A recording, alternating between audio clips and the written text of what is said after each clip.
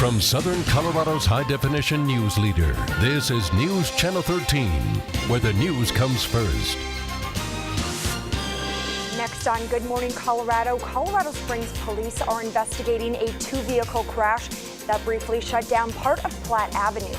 We'll bring you the latest information on the investigation. And another credit card security breach has many consumers on edge. We'll show you what you can do to help keep your identity safe. Plus, there are only a few schools that have been selected to be part of a Heroes Project. One of those schools is right here in Southern Colorado. Thanks for joining us this morning. It's 6 a.m. Saturday, October 11th. I'm Emily Allen. We're going to start with breaking news this morning. Colorado Springs police are investigating an early morning crash on westbound Platte Avenue between Arawana Street and Juanita Street. Investigators say that a silver sedan collided with a red sedan as it was making a U-turn from the eastbound lanes to the westbound lanes. Right now, investigators believe that speed, alcohol, and illegal drugs are factors in this crash. 4 people were seriously hurt and taken to the hospital, although their lives are not in danger. And 2 other people were not seriously hurt, but went to the hospital as a precaution. And we have a Time Saver traffic alert for you this morning. You're taking a live look at Dublin and Powers, where an accident has closed all the southbound lanes of Powers south of Woodman. Colorado Springs police report that the closure is due to an accident, but we don't have specific details at this moment. We do have a crew on the way, and we will bring you more details as they come in. Rain was the name of the game yesterday, and up in the mountains, there was also quite a bit of snow. This is what it looked like at the top of Pikes Peak yesterday. Wow, it's really snowy up there. We actually couldn't make it to the top because of that snow, and rangers say they've seen at least 8 inches of snow so far. And rain wasn't the only issue last night. Fog was also a problem for people driving into the mountains towards Woodland Park. Now, this is what the city looked like last night. That city above the clouds looks more like a city in the clouds. And with that, we're going to take things over to Storm Tracker 13 meteorologist Jay Polk for a look at what is ahead. Okay, we'll just pretend. Beautiful day. Later on, after the fog lifts, Emily, back to you. Okay. Hang on. Let's see. Okay. Trying to find it. Okay, here we go. A Brighton man accused of the disappearance of a Pueblo teen was in court yesterday.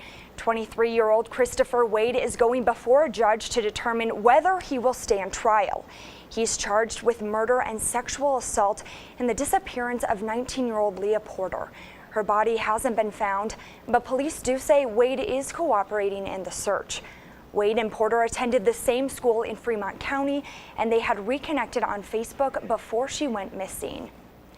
Charges against a 17-year-old boy accused of shooting a 37-year-old man who later died were dropped yesterday by the Pueblo County District Attorney.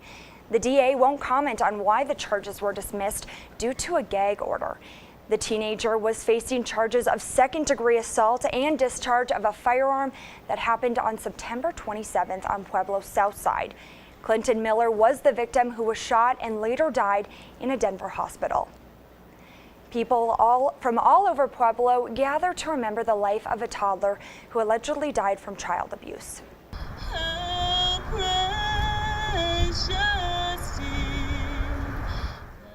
A candlelight vigil was held in honor of Chassie Petrolongo in front of the Pueblo County Courthouse. The toddler died back in August after police say she fell down the stairs. Her brother says when his baby sister died, it felt like a piece of everyone who knew her died as well. There's so many people whose lives are touched by a single child. And then when that's taken away, that joy stopped in its tracks. It hurts, and it doesn't just hurt like a few people, it hurts a community. Sarah and Paul Finn are accused of child abuse-related crimes against the toddler. Their next court appearance is scheduled for January 9th. Looking ahead today, El Paso County Commissioner Daryl Glenn will be hosting a town hall meeting in Black Forest at noon. The meeting will center around concerns about the care of horses and protection. The discussion on how to prevent similar incidents to the removal of horses and llamas from a barn in Black Forest will also be the focus of the meeting. It will be held at the Kit Carson Riding Club in Black Forest. A cybersecurity breach at Dairy Queen is another report of credit card hacking that has put many consumers on edge. KRDO News Channel 13's Greg Miller shows us how hackers are gaining the upper hand. The hacking of data, the hacking of credit card information, it's not a matter of if, it's a matter of when. Craig Smith is a private investigator who constantly monitors hacking activity within the country. Hackers don't really necessarily care who they hack unless they're trying to make some sort of political or social point. They want the credit cards, and they're gonna do net scans. They're gonna scan. Thanks, Greg. In terms of consumer protection, many credit card companies have a limit on what you owe if your account is compromised. If you can prove activity is fraudulent, you'll often get a refund depending on their specific policy. But for debit card companies, it really depends on your bank's policies.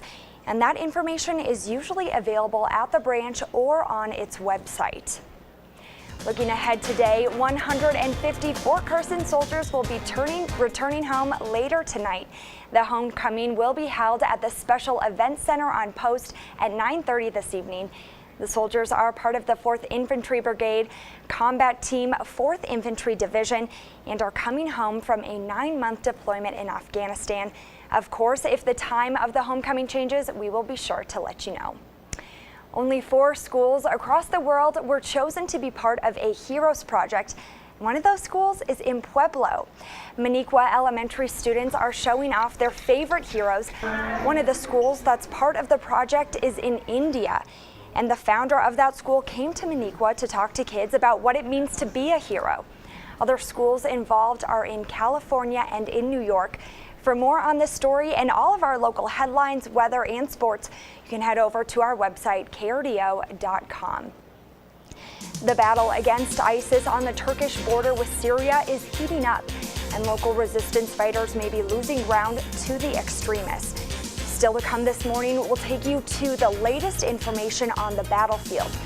Plus, the family and friends of the latest American hostage to be featured in an ISIS video held a prayer meeting to give him strength.